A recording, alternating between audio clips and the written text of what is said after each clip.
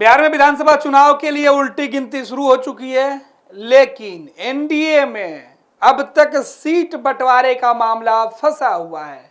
और यह पेच किसने फंसाई, ये पेच जिसने फंसाई है उसके बारे में जानेंगे, क्योंकि हमारे साथ हमारे वरिष्ठ योगी विवेकानंद जी है। एक एक पार्टी और उनके नेताओं का नाम, जिसकी वजह से बीजेपी और जेडीयू में जो है वो टेंशन बढ़ी है। विवेका जी, पेच कहां फंसी? एनडीए में सीट बंटवारे का लगभग सब कुछ तय था, लेकिन सहयोगी दलों की जो डिमांड थी उसने टेंशन में नीतीश और अमित शाह दोनों को डाल दिया है। देखिए, जेडीयू बीजेपी सबसे बड़ी पार्टी है और एनडीए के घटक दल में 5 दल हैं, जिसे एनडीए के लोग 5 पांडव कहते हैं। तो 5 जो घटक दल हैं उन लोगों में सीटों को लेकर के कहीं ना कहीं तालमेल का अभाव है। जो कुछ भी बातें हुई है, जेडीयू बीजेपी सबसे बड़ी पार्टी है। जेडीयू चाह रही है कि 2020 में उनके खाते में जितनी सीटें आई थी इस बार भी कमोबेश उतनी या थोड़ी बहुत कम हो। बाकी का की जो समस्या है वो भारतीय जनता पार्टी झेले, जेडीयू को उससे कोई मतलब नहीं। यानी कि जेडीयू पूरे तौर पर सहयोगी दलों से पल्ला झाड़ने में लगी हुई है कि भाई सहयोगी दलों की समस्या आपकी समस्या है, मुझे उससे कोई लेना देना नहीं है। यहीं जाकर के मामला फंस जा रहा है और मामला कहीं ना कहीं जो 3 सहयोगी दल हैं उनको लेकर के फंस रहा है, क्योंकि बीजेपी भी 100+ सीट पर लड़ना चाहती है। जेडीयू तो हर हाल में 100+ सीट पर लड़ेगी ही लड़ेगी, उसमें कहीं इनकार नहीं किया सकता है। नीतीश कुमार और उनकी पार्टी तो चाह रही है कि 2020 में वे 115 सीट पर लड़े थे, उनकी पार्टी 115 सीट पर लड़ी थी। इस बार भी कम से कम उतनी सीट मिलनी चाहिए, या बहुत हो तो थोड़ा बहुत उसमें मतलब माइनस किया जा सकता है। बीजेपी के लिए जो सबसे बड़ी समस्या है कि अगर हम जेडीयू को 115 सीट उनके खाते में दे देते हैं तो 243 सदस्यीय विधानसभा में मतलब काफ़ी कम सीट बच जाएगा। और 100 वो मतलब बीजेपी 100+ लड़ेगी तो भी सहयोगी दलों के लिए क्या छूटेगा। चिराग पासवान और जीतन राम मांझी दोनों चाह रहे हैं, चूंकि दोनों दलित पॉलिटिक्स करते हैं। चिराग पासवान कह रहे हैं कि उनके 5 सांसद हैं, तो इस नाते और एक संसदीय क्षेत्र में 6 विधानसभा होता है, तो उनका वह फार्मूला है, उनका गणित है कि 5 हमारे सांसद हैं तो 5 लोकसभा मिला करके 6 गुने 5 मतलब कम से कम 30 सीटें उनको मिलनी, हर हाल में 30 सीटें मिलनी चाहिए। अब 30 लोजपा मांग रही है। इनको जीतन राम मांझी का दावा है, जीतन राम मांझी का दावा है कि हमें लोकसभा में 2 सीटों के बारे में कहा गया था कि हर हाल में आपको 2 सीटें दी जाएंगी, लेकिन हमें 1 सीट पर कट कर दिया गया, 1 सीट दी गई, गया सुरक्षित गया सीट। तो इस बार हम वैसा नहीं होने देंगे। इस बार कम से कम, वैसे तो जीतन राम मांझी का दावा है कि कम से कम 20 सीटें मिलनी चाहिए, लेकिन डबल डिजिट यानी कि 10 सीट कम से कम जीतन राम मांझी की पार्टी चाह रही है, 10+ सीट चाह रही है। तो 30 सीट प्लस 10 सीट, और उसके बाद उपेंद्र कुशवाहा की पार्टी है, वो भी कम से कम 6-7 सीट या 10 सीट चाह रही है। तो कुल मिलाकर के कहें तो 243 सदस्यीय बिहार विधानसभा में इन लोगों का जो डिमांड है उस डिमांड को पूर्ण करते हुए भारतीय जनता पार्टी नहीं दिख रही है। JDU 115 seat, Lojpa 30 seat, Jitan Ram Manjhi 10 seat, Upendra Kushwaha की पार्टी 6+ सीट, तो और बीजेपी भी 100+ सीट चाहिए। तो इसके लिए कम से कम बिहार विधानसभा में 260-70 सीट चाहिए। तो समझौता तो यहाँ करना होगा। नीतीश कुमार की पार्टी इस बार पूरे तौर पर अलर्ट मोड में है। नीतीश कुमार की पार्टी चाह रही है कि मेरा क्लियर हो जाए, और जो खबर है कि जेडीयू की तरफ से बता भी दिया गया कि मेरा हिस्सा जो है क्लियर कर दीजिए, और बाकी की जो सीटें बचती है उसमें आप लोग जो सहयोगी दल है उनको आप लोग एडजस्ट करिए, क्योंकि तमाम जो सहयोगी, चाहे वो चिराग पासवान हो चाहे जीतन राम मांझी हो, सभी आपके फोल्ड में है, वो जेडीयू के फोल्ड में नहीं है, आपके फोल्ड में है। तो यह समस्या आपकी है, यहीं जाकर के पेंच फंस रहा है। और चुनाव में अब बिगुल बजने में 3 महीने, सितंबर में चुनावी बिगुल बज जाएगा और मई खत्म हो रहा है, तो जून और जुलाई अगस्त 3 महीने का समय है। तो इन 3 महीनों में इन लोगों के द्वारा होमवर्क किया जाएगा और आने वाले समय में इसकी घोषणा होगी। लेकिन जो मुख्य पेंच इसी जगह पर फंस गया है कि नीतीश कुमार की पार्टी जेडीयू अपना हिस्सा अलग कर रही है, अपना हिस्सा अलग मांग रही है कि हमें क्लियर कर दीजिए, और बाकी का जो तनाव है, जो टेंशन है, जो सीट बंटवारे पर जो आप लोगों को बात करनी है आप लोग करिए, हमें उसमें कहीं कोई दिक्कत नहीं है।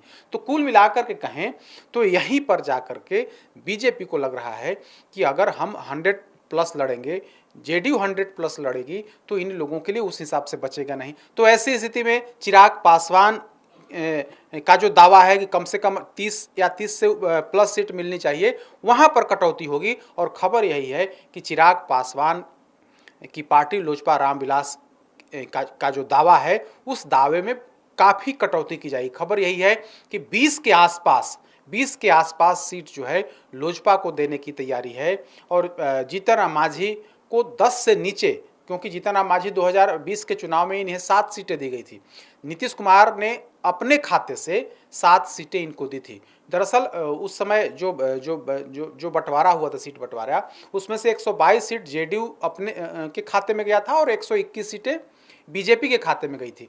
तो बीजेपी ने अपने खाते की 11 सीट जो है वो मुकेश सहनी की पार्टी वीआईपी को, और नीतीश कुमार ने जेडीयू कोटे में जो 122 सीट दी गई थी उसमें से 7 सीट जीतन राम मांझी को। तो इस तरह से जीतन राम मांझी 7 सीट पर चुनाव लड़े थे, उनकी पार्टी लड़ी थी।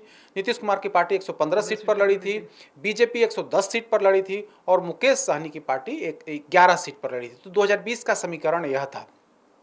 इस बार भी बीजेपी चाह रही है कि उसी समीकरण पर चुनाव हो, नीतीश कुमार भी चाह रहे हैं, लेकिन चूंकि इस बार लोजपा साथ है। पिछली दफे लोजपा ने बगावत कर दिया था, इनका डिमांड काफ़ी ज़्यादा था कि हमें 35 से 50 सीट इनका डिमांड था। बीजेपी और जेडीयू इसके लिए तैयार नहीं हुई, लिहाजा ये बाहर होकर के, एनडीए से बाहर होकर के चुनाव लड़े, और 130-35 सीट पर लोजपा चिराग पासवान जो हैं वो उतारे थे। उसमें से 115 सीट जो जहां से जेडीयू के प्रत्याशी थे, हर हाल में वहां उन्होंने उम्मीदवार दिया, 5-6 सीट बीजेपी के खिलाफ भी उम्मीदवार दिया। इस तरह से कर करके ये चुनाव लड़े थे चिराग पासवान, लेकिन इसमें सिर्फ और सिर्फ एक सीट पर राजकुमार सिंह जो हैं वो चुनाव जीते थे, बाकी की सीटें इनके दल के कैंडिडेट जो है सो हार गए थे।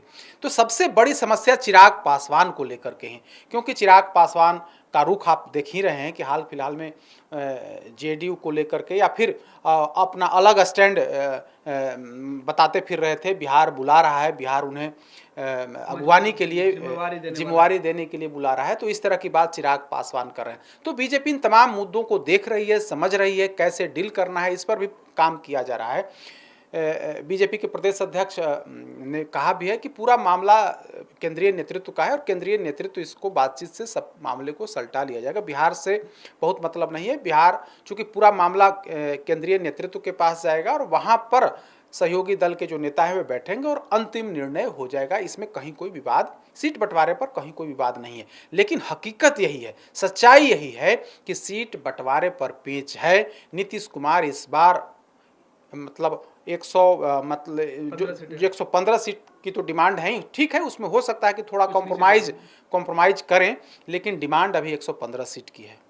तो कह सकते हैं कि नीतीश कुमार ने पल्ला झाड़ लिया सीट बंटवारे के मुद्दे पर, अपने मतलब जो उनका संख्या उन्होंने ठोक के गाड़ दिया कि इसके नीचे नहीं जाएंगे, बाकी को आप संभालिए, आपने गठबंधन किया है। बिल्कुल क्लियर है, इसमें कहीं कोई इफ बट नहीं, क्लियर है। क्लियर क्या है कि भाई जो सहयोगी दल हैं, आप देखिए मोदी कैबिनेट में मंत्री हैं जीतन राम मांझी, चिराग पासवान उनके कैबिनेट में मंत्री हैं, उपेंद्र कुशवाहा को राज्यसभा भेजा गया है, क्योंकि उपेंद्र कुशवाहा को एडजस्ट किया गया। हराने के पीछे कहीं ना कहीं भारतीय जनता पार्टी के लोग ही पर्दे के पीछे से उपेंद्र कुशवाहा को हराने, उनको कमजोर करने के पीछे कहीं ना कहीं बीजेपी के ही नेता, ऐसा दावा किया जाता है, ऐसे आरोप लगते हैं कि बीजेपी नेताओं ने ही लंगड़ी मारी, लिहाजा उपेंद्र कुशवाहा चुनाव हार गए।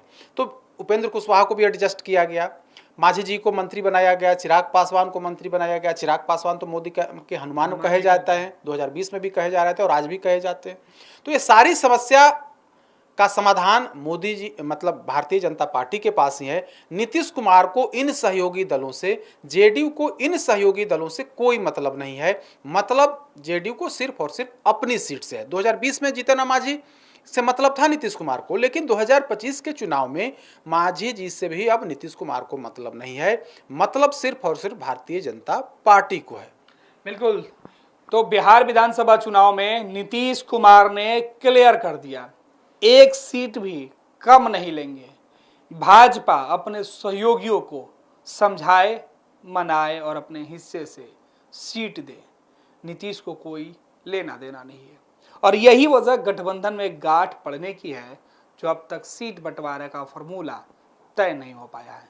चिराग, कुशवाहा और मांझी तीनों ने भाजपा की टेंशन बढ़ाई है और नीतीश इधर आराम से खुट्टा गाड़ कर बैठे हुए हैं। पनोरमा ग्रुप, जो सोचता है वो करता है। आपके अपने सपनों का आशियाना।